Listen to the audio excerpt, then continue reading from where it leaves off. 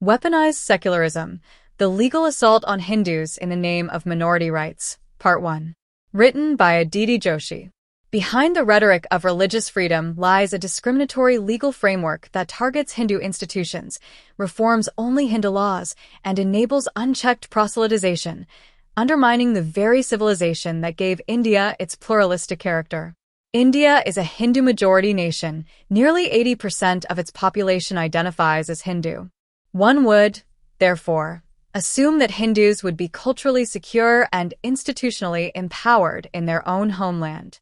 In the global imagination, carefully curated by Western academia and Indian secular elites, Hindus are cast as the dominant group, allegedly oppressing minorities, particularly Muslims and Christians. Yet, India's legal and constitutional framework tells a far grimmer tale, not of dominance, but of slow, calculated strangulation of the very civilization it emerged from.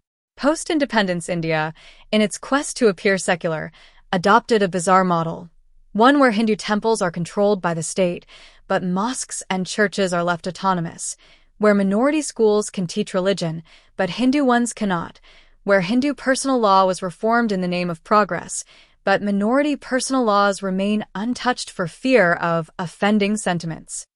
Even the right to religious propagation, innocuous on paper, has become a legal loophole exploited by well-funded missionary networks targeting the poorest and most vulnerable Hindus.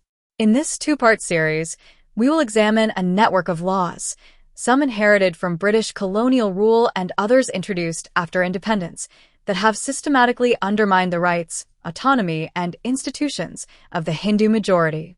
Rather than upholding equality, these legislative distortions have created a system in which Hindus, the civilizational core of India, are treated as a suspect community in their own country, all under the carefully curated facade of secularism.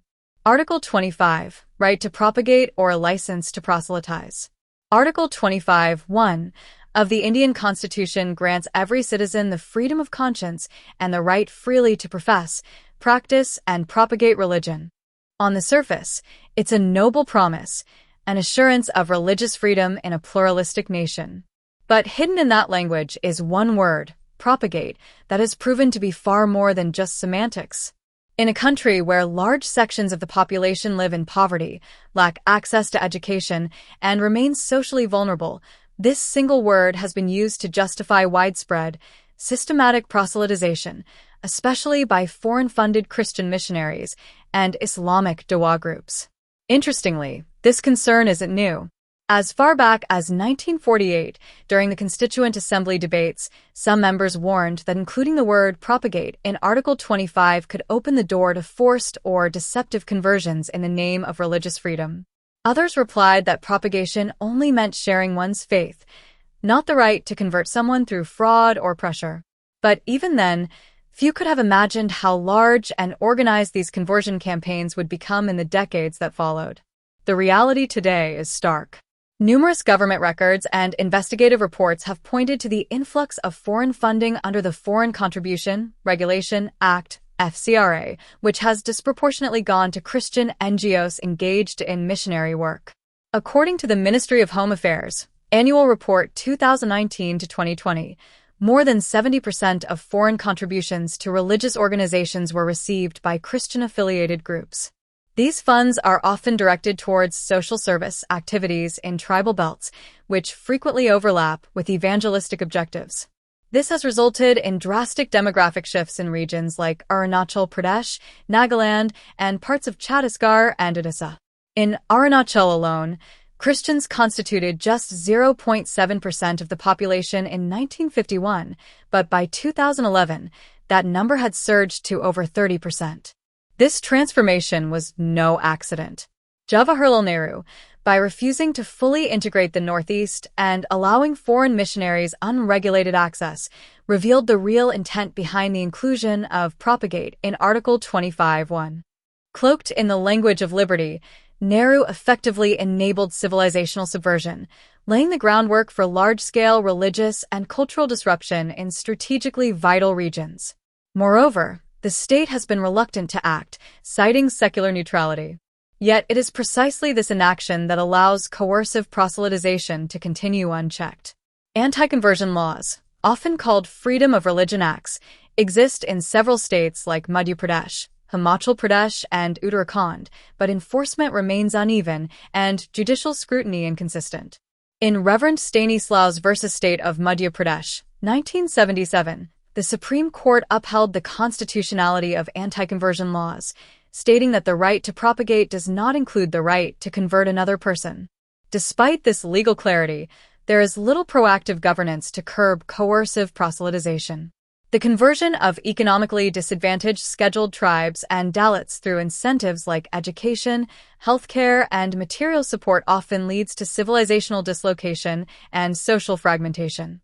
Article 25 was supposedly meant to protect personal beliefs, but in reality, it has served the purpose its architects quietly intended: a legal cover for powerful, well-funded groups to exploit vulnerable communities and alter not just their religion but their entire cultural identity. Unless the state acts with courage and clarity, the future holds more than demographic shifts. It threatens civilizational collapse, village by village. Articles 28 and 30, religious texts allowed in classroom, provided they aren't Hindu. Article 28(1) of the Indian Constitution declares, "No religious instruction shall be provided in any educational institution wholly maintained out of state funds." This provision reflects the state's commitment to religious neutrality in publicly funded education. However, when juxtaposed with Article 31, which guarantees religious and linguistic minorities the right to establish and administer educational institutions of their choice, a structural contradiction becomes evident. In practice, Article 28 restricts government schools and institutions funded entirely by the state from offering any form of religious or scriptural instruction, which disproportionately affects Hindu students. Hinduism, being the majority religion, is primarily practiced in government schools by the bulk of the student population. As a result, generations of Hindu children grow up without structured or curricular exposure to foundational texts like the Bhagavad Gita, Upanishads, or even basic civilizational values derived from Dharma. In stark contrast, Article 30 has been interpreted by courts and governments to permit minority-run institutions, particularly Christian missionary and Islamic madrasa schools, to impart religious instruction even while receiving government support. Christian schools, such as those run by the Jesuits, Salesians, and other missionary orders, often receive land grants, tax benefits, and access to public funds for infrastructure development, all while retaining their religious ethos. These schools often display crucifixes in classrooms, celebrate Christian holy days, and integrate biblical teachings into the curriculum, all under the protection of Article 30. The Supreme Court's landmark judgment in TMA Pi Foundation versus State of Karnataka, 2002, further deepened this asymmetry. The court ruled that minority institutions have the fundamental right under Article 30 to manage their own educational affairs, including the content of religious education. However, this ruling did not offer parallel protections to institutions run by the Hindu majority. Even subsequent clarifications in P.A. Inamdar versus State of Maharashtra, 2005, and Ashok Thakur versus Union of India, 2008, preserved this special status for minorities without addressing the imbalance it creates. Moreover, the National Curriculum Framework, insert 2005 and 2023 editions, has continued to exclude Hindu philosophical and civilizational content under the guise of secularism. In contrast, madrasa education in many states is directly subsidized by the government under schemes such as the Scheme for Providing Quality Education in Madrasas, SPQEM, administered by the Ministry of Minority Affairs. The net effect is an educational regime where Hindu culture is sidelined in government schools, while minority communities are allowed, and even subsidized, to preserve and propagate their traditions. This has led to a systemic alienation of Hindu youth from their cultural roots and contributes to an inferiority complex regarding their own civilizational identity. The contradiction between Articles 28 and 30 is not merely legal, it strikes at the heart of cultural fairness and national identity. In a democracy that claims to uphold diversity, the selective application of secularism has produced a deeply unequal system. A truly inclusive framework would ensure that all communities have equal access to cultural and religious education, without granting special privileges to some while denying others. State control of Hindu temples, but not mosques or churches. The continued state control of Hindu temples in India is one of the most egregious examples of institutionalized discrimination masquerading as secular governance. The Hindu Religious and Charitable Endowments (HRC) Acts, enacted in states like Tamil Nadu, Andhra Pradesh, Karnataka, and Kerala, empower the government to take over the administration of Hindu temples and their extensive endowments. This legal architecture, as documented by Stop Hindudvesha in their detailed historical analysis, is not a post-independence innovation. It is a direct carryover from colonial British policy designed to undermine Hindu religious authority and seize temple wealth. The British began state interference in Hindu temples under the pretext of reform and regulation, using mechanisms like the Madras Regulation 7 of 1817. Independent India, instead of dismantling these colonial impositions, expanded them. The Madras HRC Act of 1951 became the model for similar laws in other states, effectively converting Hindu temples into government-administered properties. Under these laws, the state appoints bureaucrats, often with no grounding in Hindu traditions, to control temple finances, appoint priests, and even regulate rituals and festivals. In many cases, these administrators may not even be practicing Hindus. The consequences have been devastating. According to a 2015 Comptroller and Auditor General (CAG) report, over 5,000 Indian rupees crore in temple revenues under Tamil Nadu's HR&C department were either misused or left unaccounted for. Thousands of temples lack full-time priests, with many falling into disrepair due to diverted funds and administrative apathy. Sacred rituals are neglected, festivals are bureaucratized, and temple lands are often illegally leased or encroached upon, while the Hindu public remains powerless to intervene. Meanwhile, no equivalent laws exist for other religions. Churches and mosques enjoy full autonomy, with Christian institutions managed by ecclesiastical bodies and Muslim religious assets governed by Waqf boards, which operate under the Waqf Act of 1995. Not only are Waqf boards immune to the kind of state interference Hindu temples face, they are empowered to declare and seize properties as Waqf, often without legal challenge. This double standard blatantly violates Article 26 of the Indian Constitution, which guarantees every religious denomination the right to manage its own affairs. Yet in practice, only non-Hindu religious communities enjoy this protection. Hinduism, the very foundation of Indian civilization, is the only major faith in India whose sacred institutions are subject to direct state control. Courts, too, have largely upheld this discriminatory regime. In Sundararaja Iyengar v. State of Madras, 1955, the Madras High Court rationalized the HRC Act by deeming temple administration a secular activity, ignoring the deep integration of the sacred and the secular in Hindu practice. Though the Supreme Court in Adi Saiva Sivakariyargal Nala Sangam v. Government of Tamil Nadu, 2015, acknowledged the rights of hereditary temple priests, it stopped short of challenging the state's overarching control. The message is clear. In India's so-called secular democracy, Hindu religious institutions are fair game for government control, while minority institutions remain sacred and untouchable. What began as colonial control has been repackaged as post-colonial reform, but its true nature remains the same, a targeted dismantling of Hindu civilizational infrastructure under the guise of neutrality. Family law reforms, only for Hindus. Between 1955 and 1958, the Indian Parliament passed a series of laws collectively known as the Hindu Code Bills, which marked a significant shift in the personal law landscape for Hindus.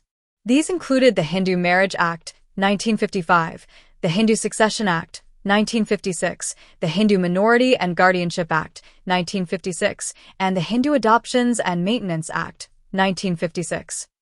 These legislative reforms were championed by Prime Minister Jawaharlal Nehru and were intended to codify and modernize Hindu personal law.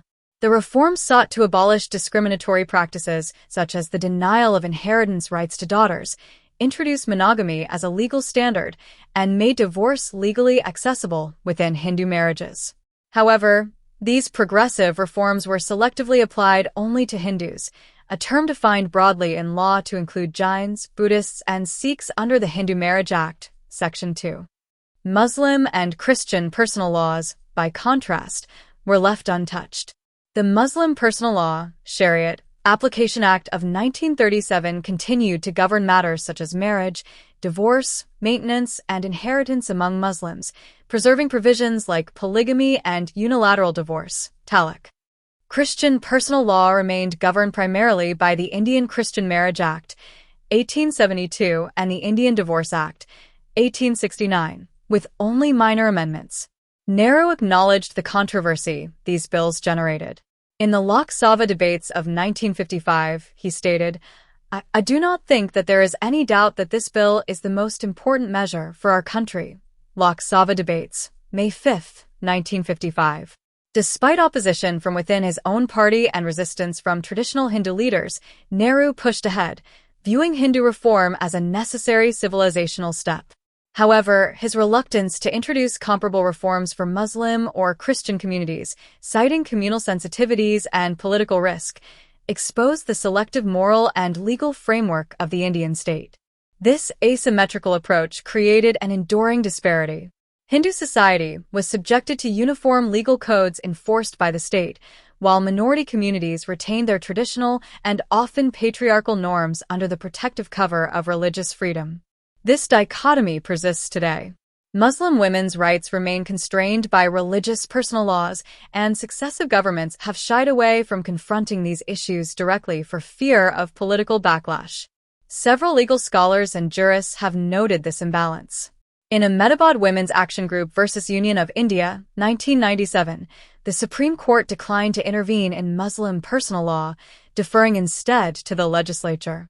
The continued exemption of minority personal laws from scrutiny has entrenched legal pluralism, often at the cost of gender justice and equal rights. In effect, Hindu personal law was nationalized and reformed, while Muslim and Christian personal law was left to religious authorities. This selectively imposed reform reflects not only a legal inconsistency, but also a deep ideological reluctance to confront regressive practices within minority communities. For Hindus, however, the state acted with unparalleled urgency and authority, reshaping centuries of cultural and religious tradition through legislation. Uniform Civil Code, one law for all, coming since 1950. Article 44 of the Indian Constitution directs the state to endeavor to secure for the citizens a uniform civil code, UCC, throughout the territory of India. It was intended to create a common set of civil laws, governing marriage, divorce, inheritance, and adoption for all citizens, irrespective of religion. Yet, more than 7 decades since independence, this promise remains unfulfilled. During the framing of the Constitution, leaders such as Dr. B.R. Ambedkar supported the principle of a UCC. However, instead of making it an enforceable right, it was placed in the directive principles, non-justiciable guidelines without legal force. This decision was driven by apprehensions of political backlash from religious minorities, and it laid the foundation for decades of legislative inaction. One of the most striking examples of this retreat was the Shah Banu case, 1985. The Supreme Court ruled that a Muslim woman was entitled to alimony under Section 125 of the Criminal Procedure Code, a secular provision applicable to all citizens. The judgment triggered intense protests from Islamic clerics and political groups who accused the state of interfering in Muslim personal law.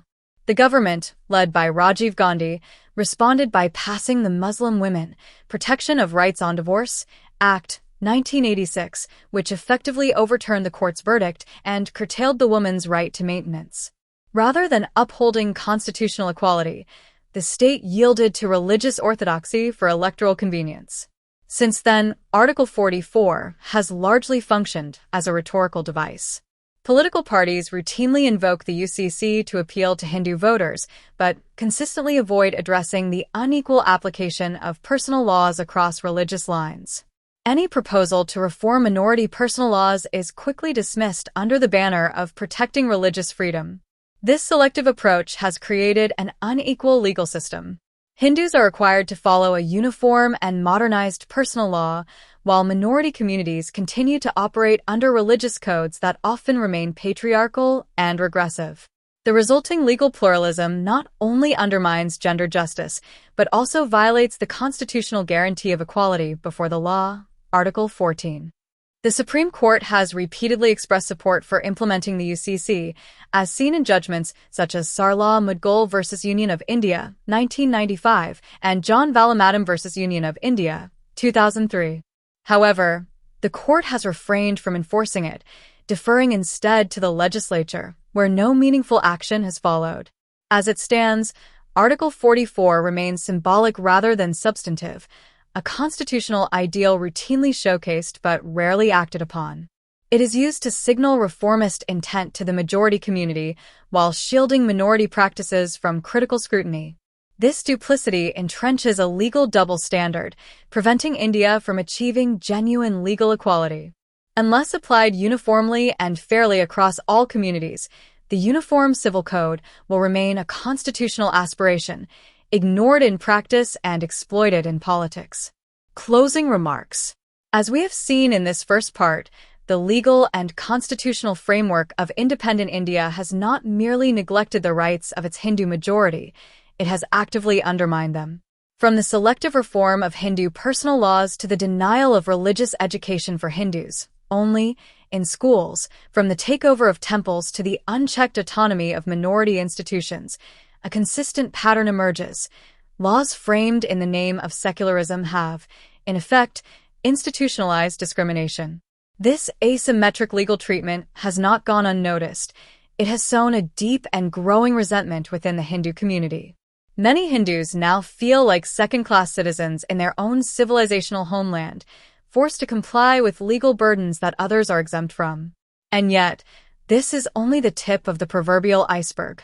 In Part 2 of this series, we will explore even more troubling laws, such as the Wax Act and the Places of Worship Act, that further entrench religious privilege, suppress historical justice, and deepen the civilizational imbalance. The full extent of this legal injustice demands urgent and honest national introspection.